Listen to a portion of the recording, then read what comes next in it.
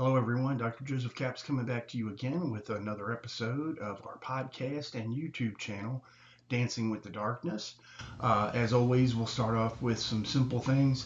If you are a return listener, and we had some great response last week and some new subscribers, welcome to the channel.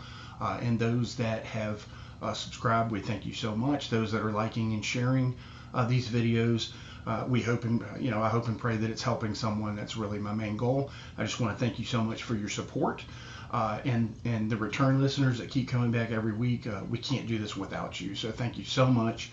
I appreciate your comments so much, your feedback. It's wonderful validation and affirmation that we're making a difference with this channel and this podcast, and I appreciate that so much.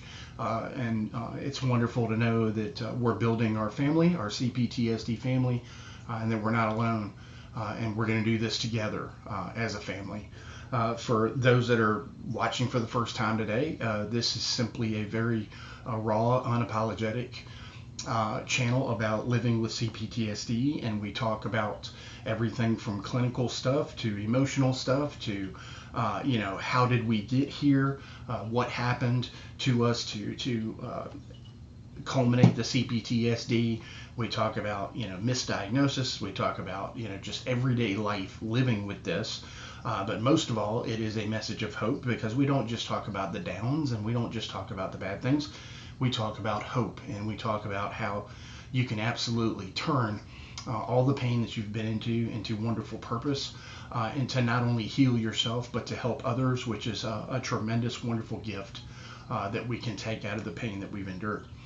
Last week's video, a lot of views. It did really, really great, and so I think that we're going to continue on with subjects like that, more of the stuff that's a little less talked about, the stuff that maybe we're kind of sitting around and just wondering, are we the only ones feeling this? Does anyone ever understand? And I get it, because I've lived it my whole life. I continue to live it.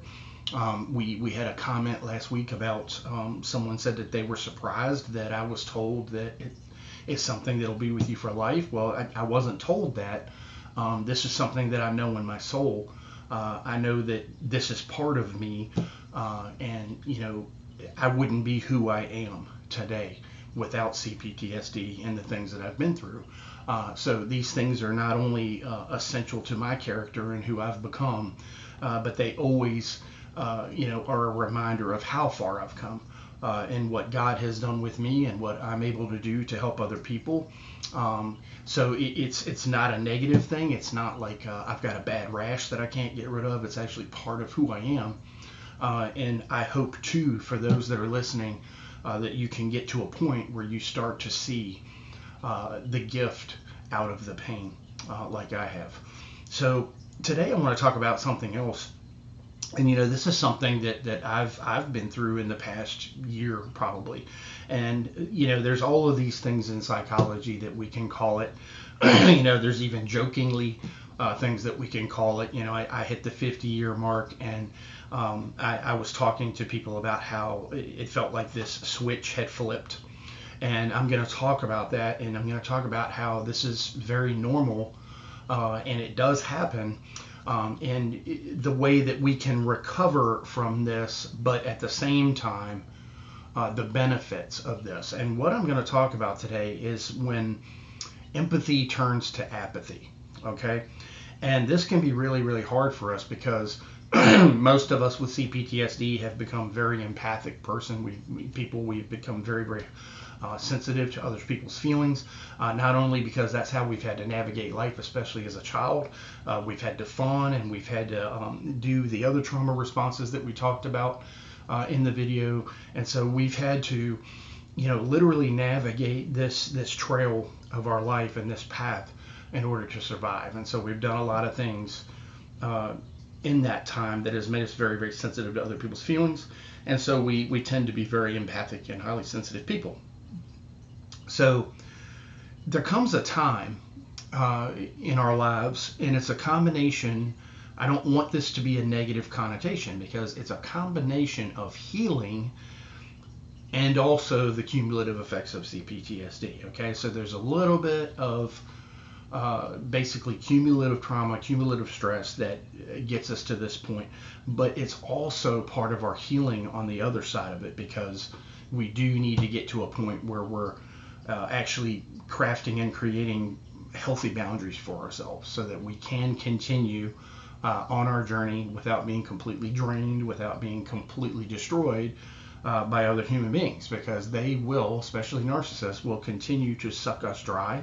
Energy vampires will continue to suck us dry as long as we allow it. So I don't want, I struggled with this for about 6 months. I was kind of like, okay, well, what's happening to me? Because I was terrified that I might be losing my humanity.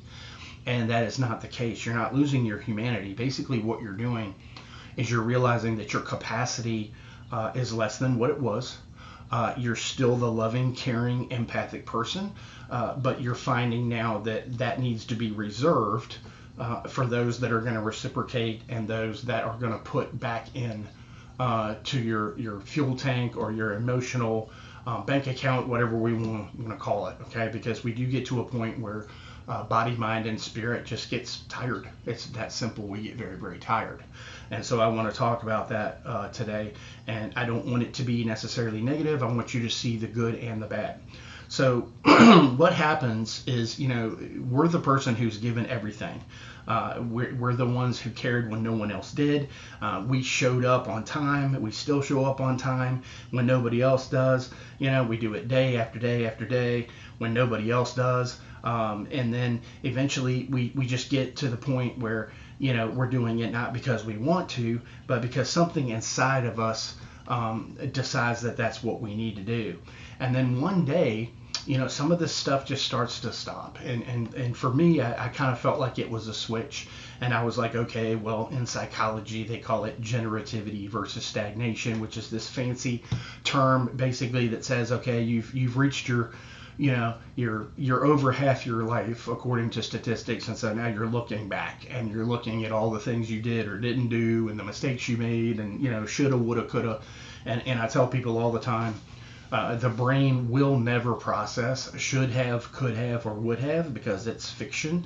There's no evidence to support it. There's no end result. We have no logic on the left side of the brain, and we have no image on the right side of the brain to support fiction, because it's not fact, it's not evidential, and so it's basically a fantasy. And so we do not know the answers to, I should have done this, if I would have done this, if I could have done this. Okay, we don't know what the outcome would be because it's not fact. It's not something that's grounded in fact or has evidence. It's basically a fantasy. It's imagination. So we need to understand that that's part of the deal. Okay, so when we're looking back on our life and we have regret, that's one thing. Okay, if we look back on our life and maybe, especially with CPTSD, we carry all of this guilt and shame all of the time, and it's false guilt and shame, and that's one of the greatest aspects of our healing journey, is learning how to put some of that down, because it's not ours to carry. And so when we're looking back, and the term generativity versus stagnation, it's basically saying, okay, well, I either look back on my life and I'm satisfied, like, oh, I have lived a great life. I have done wondrous things and I'm very well pleased. Okay, this is very rarely the case. It's human nature to want more, to do more, to see more. And then when you have CPTSD, of course, we have the inner critic and the outer critic that are constantly talking to us and speaking to us and making us think, we haven't accomplished anything. We're a big fat failure. We haven't done anything with our life. It's been a waste. And so we have that in the background, and we have to be conscious of that, because they like to speak to us. And we spend a lot of times in our healing devoted to quieting those two critics. And so we have that in the background. And then obviously stagnation means, I've hit this 50-year-old mark, and I'm kind of like, okay, well, I screwed my whole life, and so I might as well just give up, to hell with it. There's no reason for me to continue on at 50 years old to try to change anything or do anything. I'm too damn old. I'm too tired, and screw it, right? So this can be a pinnacle stage. In the first responder community and military community. I've dealt with this for years, especially when I recently retired from the military. Um, there's an identity crisis, which we already had an identity crisis with CPTSD because we never got to develop our identity. So now, we get to this point where we're ending careers or we're retiring or we're doing other things. And now we have this whole new existential crisis because, who the hell am I? If I'm not a soldier, if I'm not a Marine, if I'm not a cop, if I'm not a fireman, then who am I, right? And the point is, we don't even know who we are anyway, because with CPTSD, we never really understood our true identity anyway. And I talk about the protocol, the complex trauma profiling system that I created all the time, because the pinnacle of that is understanding our identity. Okay, we have to know who we are. Who did God craft us to be? Who are we in our soul? Because that's your identity. It doesn't have anything to do that's on the outside. It has to do with what God put here. And until we understand that, we can't heal. We can't have any kind of self-realization. And, we're going to hit this late stage in life and we're going to have an existential crisis, whatever that is. I've heard women will jokingly call it menopause, right? Midlife crisis, whatever you want to call it with men. The point is that there's all kinds of things that happen with our physiology, just like with women. With menopause, we have menopause. I mean, it makes sense because we're having hormonal changes. We're having sarcopenia, where our muscles are starting to go away no matter how hard we work out. We're not keeping up like we used to. We're having a lot of fatigue. There's lots of things that start changing. More frequent doctor's visits. There's all kinds of uncomfortable things that change with us, just like with women. But we're not going to make excuses. We're not going to talk about these things. While it is part of the changes that we go through, there's more significant things going on, and in particular, with CPTSD, when you've been a very solid empathic person for so long, things start to change. All of the sudden, maybe we stop showing up. Maybe we're the person that can't be reached anymore. You used to be the person that answered every text message, that answered every email, and maybe you've gone quiet. Maybe you just don't feel like you have the energy to respond anymore. And this isn't something that we choose. It's basically that something inside of us has finally broken. It's broken under the strain, and we need to understand that our body's had enough, our mind has had enough, and our soul has had enough.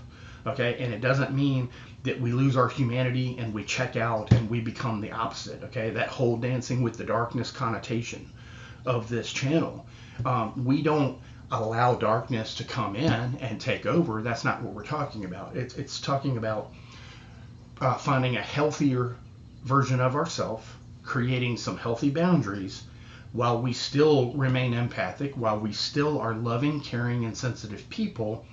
We now start to pour that energy into where it's reciprocated or where we're making a difference. Okay, and this is the difference. Okay. In the Bible, Jesus says, don't cast pearls before swine, and that's what he's talking about. We don't want to throw all of our energy and all of our gifts and all of our talents and do all of this fawning and all of these trauma responses for individuals that are just going to continue to exploit us or continue to use us or continue to harm us. Okay, and so this is where the positive part of this comes in. While we're thinking that something inside of us is completely broken, we finally just lost it, and CPTSD has finally won. That's not the case at all. It's literally an evolutionary process. It's kind of like a metamorphosis. It's almost like the caterpillar coming out of the cocoon and being a butterfly. We have to become a different person, and I believe that we become a better person, a stronger person, and honestly, I think that we become way more effective, because if we start pouring that part of ourselves into people that reciprocate, into individuals that are receptive, that want to help themselves, that want to help other people, we are starting a really positive ripple effect on the water. Whereas a lot of our time and energy and giftedness was going into wasted outlets. Okay, so the first thing that we notice when this starts happening, this was a big one for me, is that I stopped explaining myself all the time. You're constantly in a position where You feel like you have to justify your feelings, you have to justify your emotions, and quite frankly, you have put yourself around people because of the patterns of CPTSD. We put ourselves around people that are critical, that are judgmental, especially in our close and intimate relationships where, our feelings aren't supposed to matter, and, it's all about me, so we have to take care of that person that we're with, or the people that we're with, because, that's our purpose in life, is to work for them, care for them, and give to them. And we're not supposed to get anything back in return. And that's the pattern. It started with our parents or our toxic caregivers, and it's gone into life with our relationships, okay? And so all of a sudden, we kind of start turning into that person that, we don't explain ourselves anymore. I feel this way, and that's just how it is, and my feelings matter. And this is a healthy thing, because our feelings do matter. When we look at completed suicides in men in particular, this is a big thing, is that, the number one thing is that they had no connection and they felt like their feelings didn't matter. And so, this is a healthy thing for us to get to the point where we're like, you know what, if I'm going to be mad about that, I'm going to be mad. And if that makes me sad, I'm going to be sad. And if what you did to me hurts my feelings, guess what? I have feelings and they matter, and I feel that. And we begin to start to hold people around us accountable, and it kind of starts a war. It can start a war. These people either bend their tendencies and they start to be healthier people and treat you better, or oftentimes things don't work out and we lose friendships and relationships and other things. This isn't a bad thing if these people are toxic and they've been sucking the life out of you, and it's been a damaging experience instead of a fulfilling experience. So this isn't necessarily a bad thing. There was a time when you would put your heart and pour your heart out to other people. You would try to help them understand your feelings.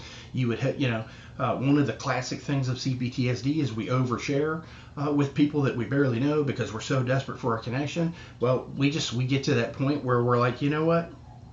Screw you. If you don't understand me, then too bad. That's your problem. It's not my problem. And then we start to save these intimate things, these very, very intricate tapestries inside of us from our past.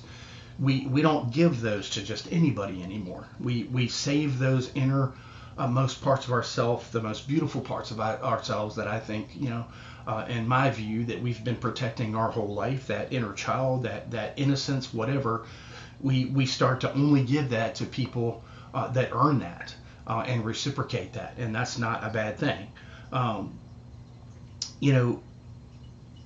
We get to a point where silence actually starts to feel safer than us talking it out with other people and trying to connect. We've learned that most people don't actually want to understand anyway. So we're kind of beating a dead horse. We're wasting our time. People want us to be convenient. The people that we've been around, the people that our patterns have brought into our lives, they are using us for their benefit. Okay, let's just put it that way. Whatever that benefit is, whether it's your punctuality or your steadfastness or your work ethic, or you're the person that's always going to be there, you're the person that they can treat like crap and you won't abandon them, whatever it is, you start to figure out that we're more of a convenience for these individuals, and they don't actually really care about us and love us. Okay, so we start getting to a point where people will ask us what's wrong, because they start to see a change in us, and instead of us over explaining or trying to tell them exactly how we feel when it's falling on deaf ears, even when something is just completely falling apart inside of us, the emotional labor that it takes of making someone care, it's just become too heavy to carry.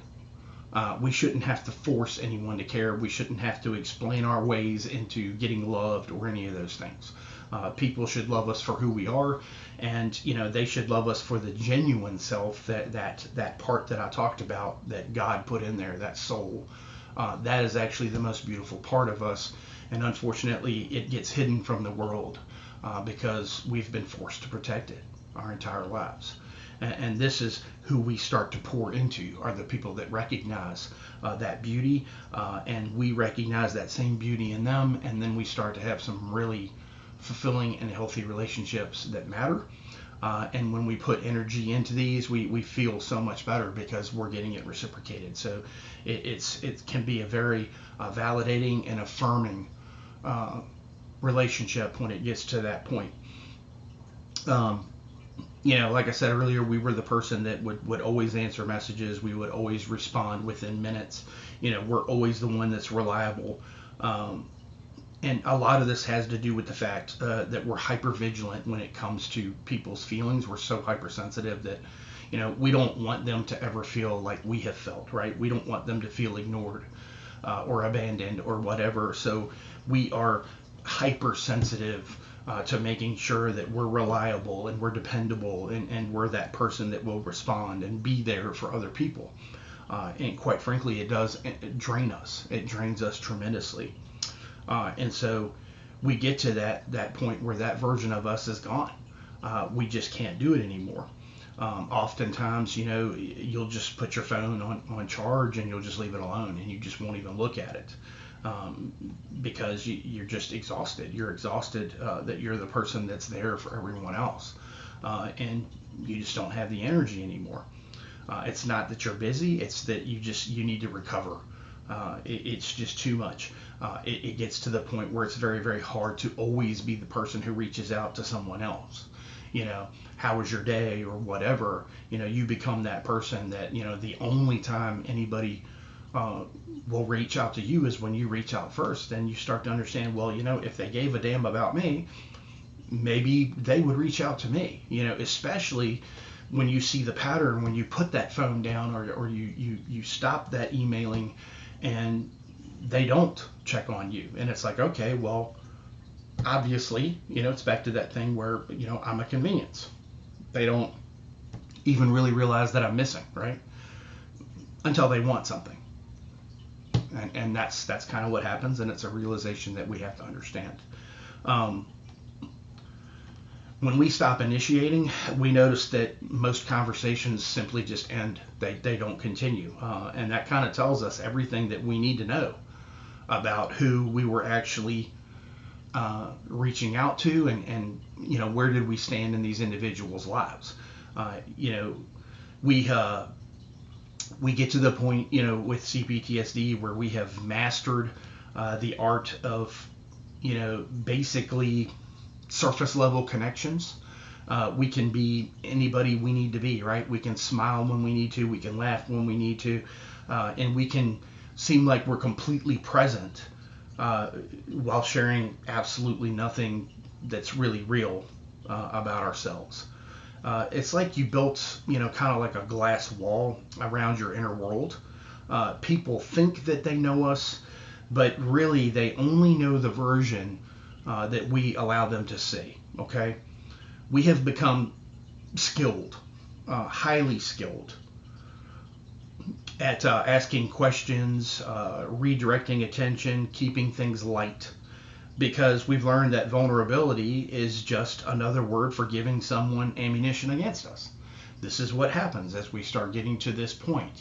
We can call it the flipping of a switch. We can call it hitting a wall. We can call it whatever you want to call it, but this change happens, and we need to embrace it. This is just part of it. We realize that whatever information we give people in our quest for connection or whatever, they'll end up just using it against us. And this happens a lot, whether it's at work from a coworker, whether it's in relationships where things get thrown back up in your face. Eventually it can be used as a weapon against you. The real us that I talked about earlier, the real identity, the one that God crafted, it stays locked away. It has to stay locked away where it's safe from betrayal. This is what happens. We lock it away. And so, we get to a point as well, which I believe is very healthy. We start to get to a point where we don't feel so guilty for prioritizing ourselves anymore. It becomes less about actual survival, and it gets to the point where, I need to have some level of comfort and safety in my life because I just can't take it anymore. Okay. And if that means I have to be silent, if that means I have to hide the real safe part of me away in my safe zone, if that means that I need to stop reaching out to people that won't reach back out to me, this is not necessarily an unhealthy thing. Okay. We're not talking about self-isolation, which is unhealthy, where you completely just zone out of humanity altogether. We're talking about creating healthier boundaries and realizing, that you're throwing your fruit around to folks that are not going to pick it, and we need to keep this stuff to ourselves. In the past, we would feel bad if we created boundaries because an empathic person was raised on guilt. We were raised on guilt by our caregivers, and we were constantly put in a position where we had to be the emotional barometer, we had to be the support, we had to be the fawner, we had to be the surrogate, whatever. We were constantly in a place where we felt like we were responsible for everybody else's feelings. And what happens is we get completely and totally neglected, not only by others, but by ourselves. And so we get to this point where we start realizing that, I'm kind of tired of sacrificing myself for everyone. It's not right for me to give up everything,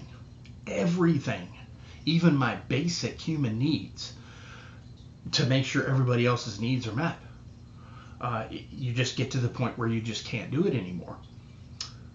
Something shifts inside of us. We start noticing how people who demand the most from us are the ones who give back the least.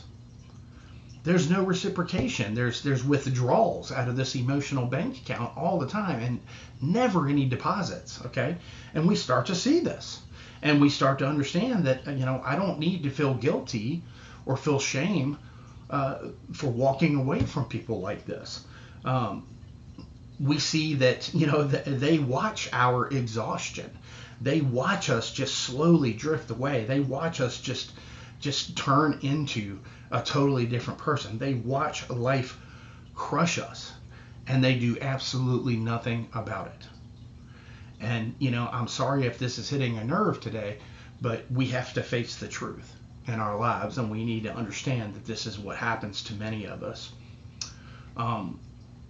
We get even less attention from these individuals. We get even less purpose in their eyes, the more we become less useful to them.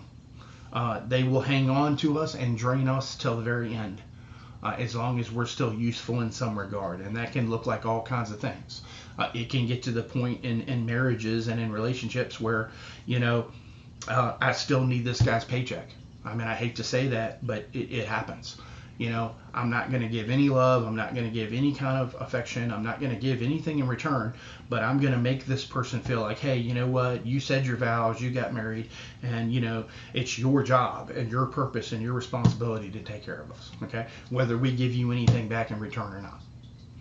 And this isn't okay, because it's, quite frankly, we need to face the facts that it's going to kill you. One way or the other, whether it's by your own hand or it's just simply by your body and mind and spirit get exhausted to the point where something fails, like your heart or you have a stroke or whatever.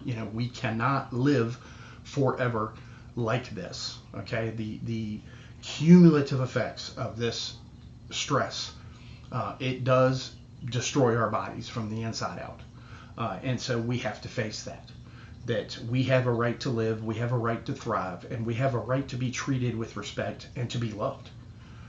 It's okay to want those things.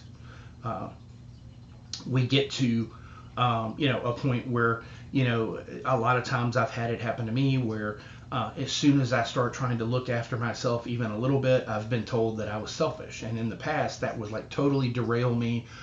It would just give the inner critic a megaphone voice. Oh yeah, you're a piece of crap. How dare you, do this? You're being selfish. You need to make sure that so-and-so is okay before you are.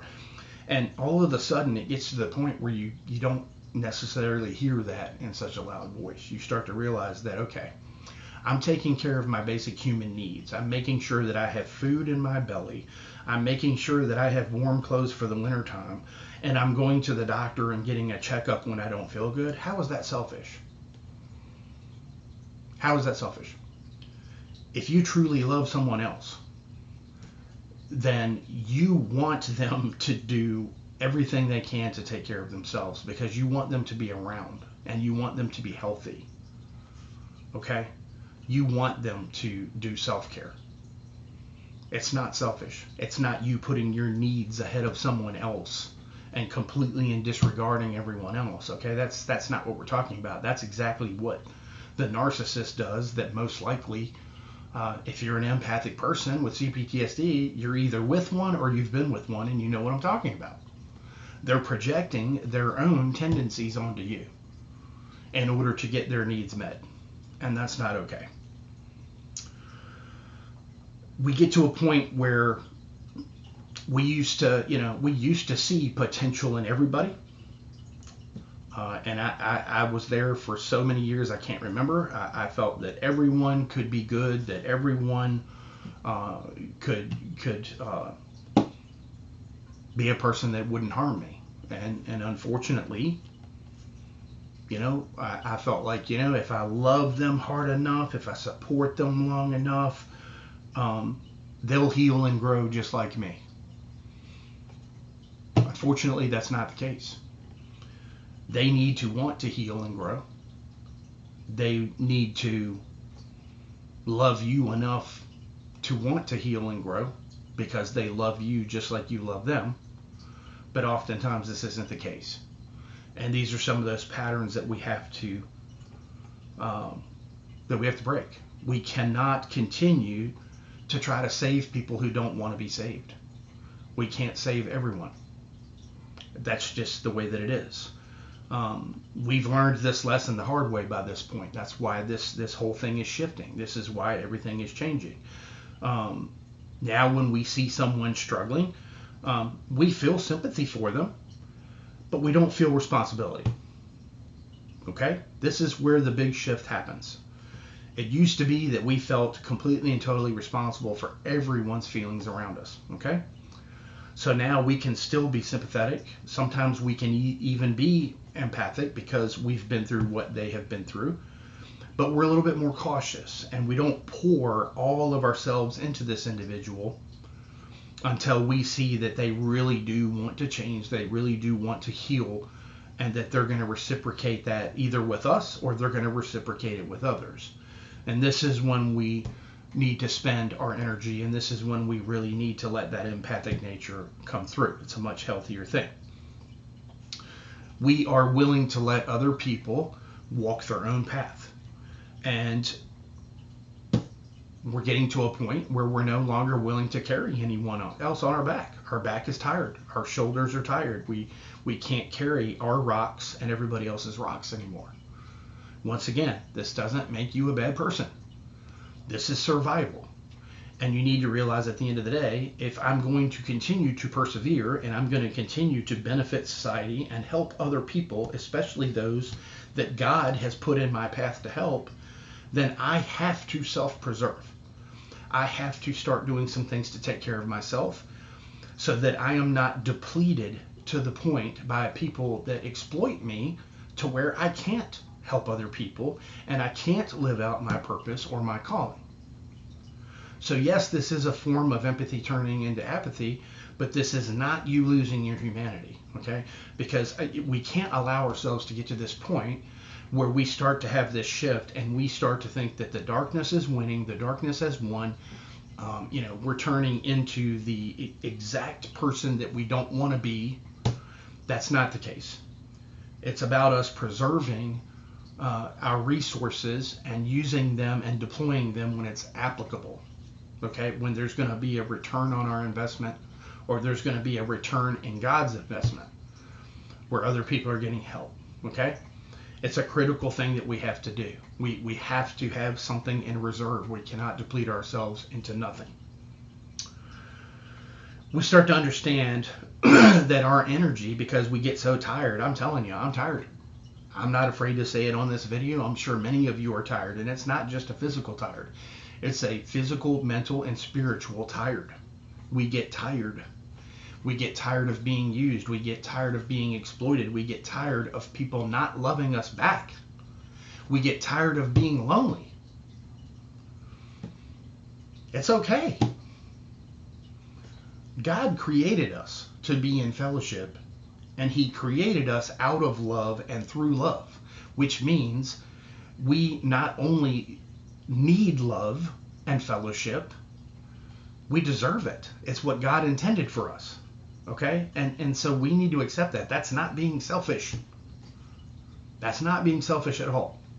We deserve to at least get a small percentage back of what we put out into the world, because otherwise we're not going to be able to keep going. It's that simple. That doesn't mean that you're selfish. The people who only called you when they need something, the ones who want to come and trauma dump on you without asking you for permission, or if you have the capacity, we don't engage with these people anymore. We're not being mean. We're not hating these people. We're not discarding these people. We're just understanding that we have to reserve that energy. That energy becomes a very precious thing to us, and we need to reserve that energy for the very few who have proven that they will not only protect it the way that we have protected theirs, but they will reciprocate and put a little bit more in our tank. Okay? This is important. We get to a point now where we understand that most relationships in our lives have been one-sided. And guess what? This hurts. I'm not going to tell you that it doesn't hurt. I'll admit it. It doesn't make me weak right now to tell you that this has hurt me deeply. Deeply. This is a moral wound. It is a soul wound or a soul tear in the greatest possible way to realize, especially when you've put years and years of investment into people. And you realize it's been one-sided. They don't have the same feelings for you. They don't reciprocate those things back to you. And it's a hard place to be, and it's a hard place to accept.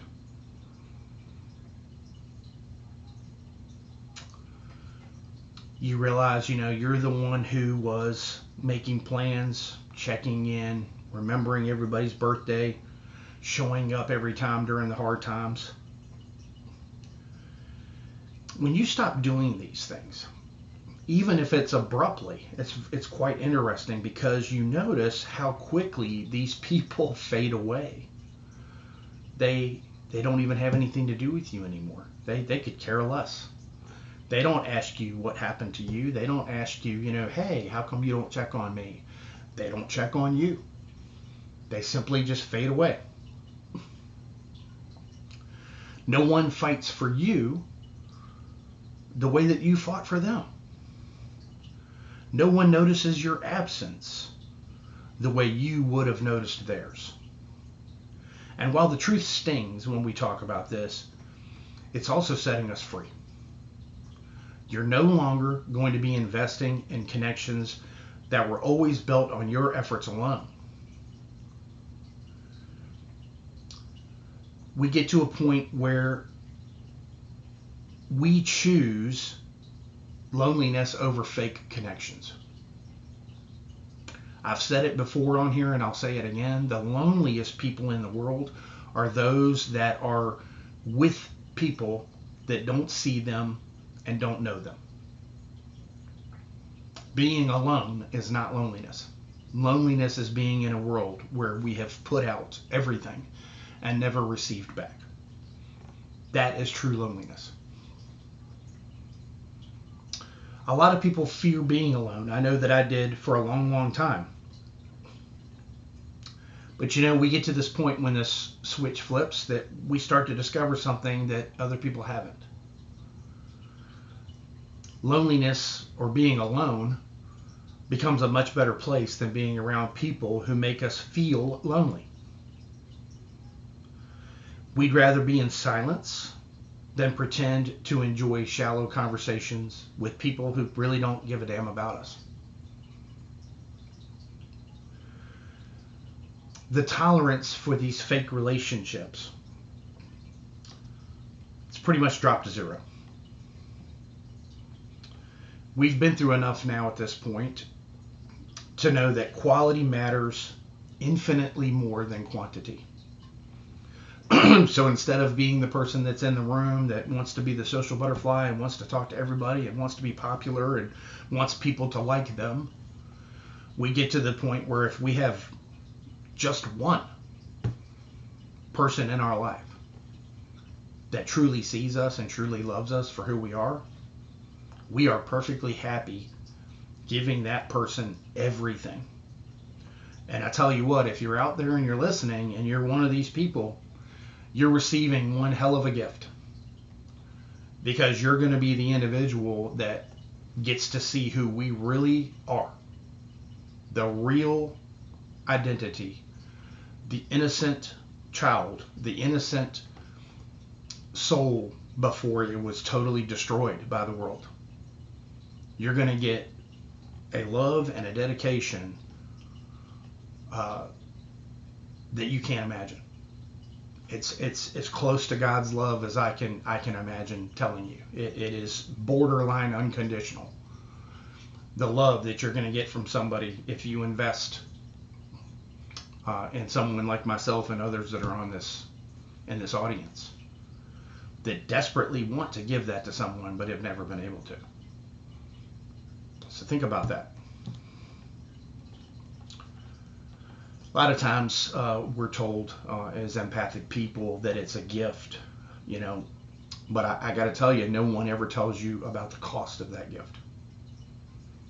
It's very, very hard. I do think it's a beautiful thing to be able to feel other people, to not just have sympathy and to have compassion, but to literally feel their pain with them. I do think that that's a Christ-like attribute, but just like Christ, he paid a cost.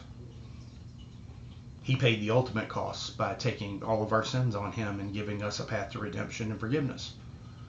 So there is a cost to this gift. We have been the people that have felt every single emotion in the room that wasn't even our own. We've absorbed pain that wasn't ours to carry. We've been used as emotional dumping grounds by people. And they never once even asked us how we were doing. So we built walls. Real ones. Not to keep everyone out, but we've built walls to keep ourselves safe until someone proves that they deserve access to that real you that I just talked about. They need to earn that.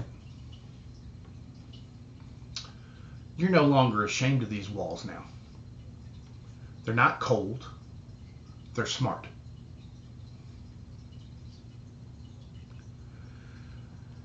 We stop believing in closure. We used to need answers. Why did they leave? Why did they do me wrong? How could they treat me that way after everything I've done for them? We used to replay conversations, analyze text messages, search for the moment that it all fell apart, right? Because that critic wants us to think that it's all our fault. It's always our fault. We're unlovable. We're defective. So we're constantly trying to figure out, what did we do wrong and how can I change? But we get to a point where we learn that closure is actually a myth. It's sold to people who are not ready to move on. We need to realize that some people will never give us answers because they either don't have them or, worse, they don't think you deserve them. Many narcissists are that way. Screw you. Who the hell gives a damn about your feelings? You decide at this point that the story is over. you stop waiting for apologies that aren't coming and explanations that wouldn't satisfy you anyway. The final thing I want to say about us turning slightly apathetic is that our empathy starts to come with boundaries. And this is a healthy thing. This is not a bad thing. Here's what people misunderstand. Becoming avoidant doesn't necessarily mean you stop caring. You still feel deeply.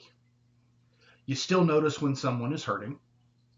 The difference is you no longer set yourself on fire to keep others warm. We cannot hold space for someone's pain without absorbing it, and we have to be conscious of that. We can offer support without sacrificing our own stability. Our empathy can evolve from something that was viewed as a weakness by people and exploited into strength and a way to control us. Now we're going to give from our overflow now, not from our reserves. We know now that not everyone deserves our story, or that we need to be an open book, or that we need to share our traumas and our struggles or healing journey, thinking that vulnerability is going to bring us connection. Sometimes maybe it did, but most times it became gossip, judgment, or something people use to undermine us later. So we get to a point now where we become more selective about who gets access to that story. Not everyone has earned that right to know your wounds. Not everyone can be trusted with your truth. So now we share strategically with people who've demonstrated that they can handle our heart, and not only handle our heart, but handle it with care. Really important. We are okay with being misunderstood. People who know the old and don't recognize this version might call you cold, distant, changed. They are right about one thing. You have changed. But what they see as coldness is actually self-preservation, and what looks like distance is really discernment. You've stopped explaining your transformation for people who benefited from your brokenness. Let them misunderstand. It's okay. Their opinion of you is no longer your emergency. You have made peace with being labeled difficult by people who found you easy to hurt.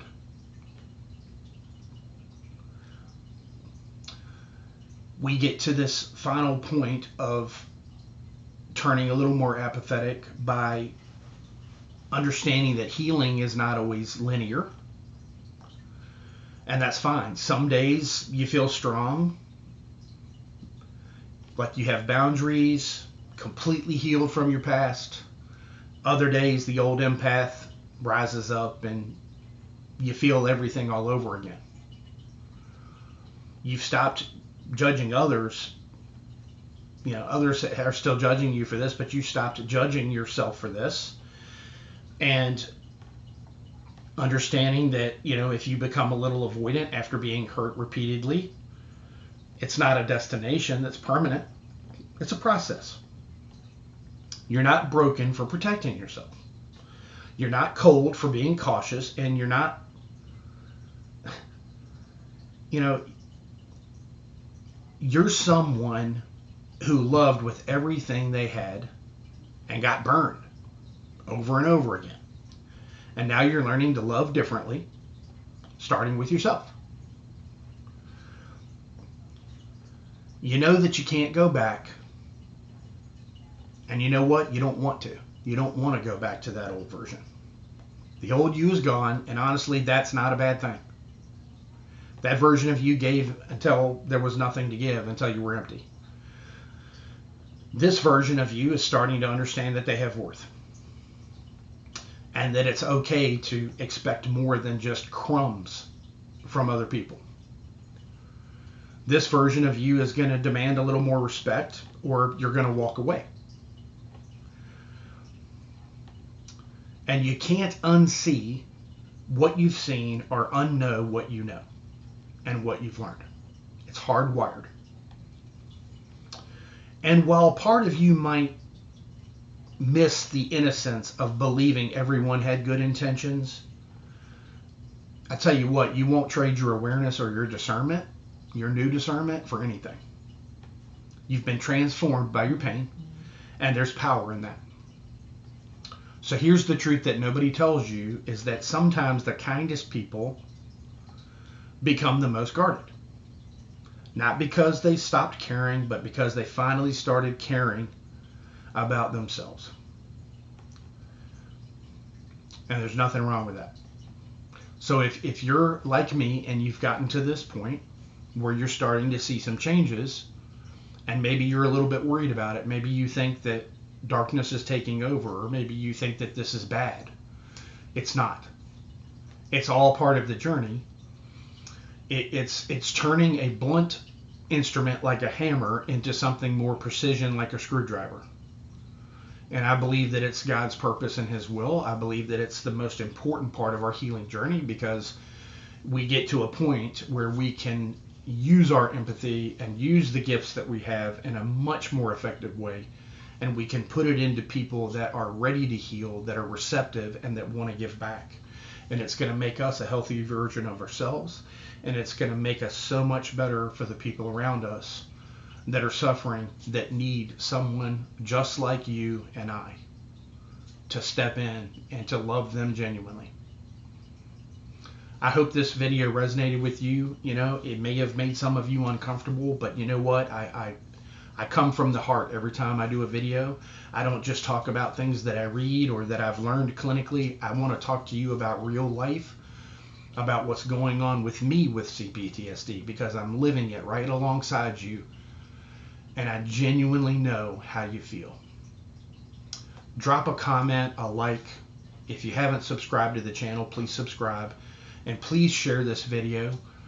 I know that there's other people out there that are feeling the same way, and I don't want anyone to feel alone.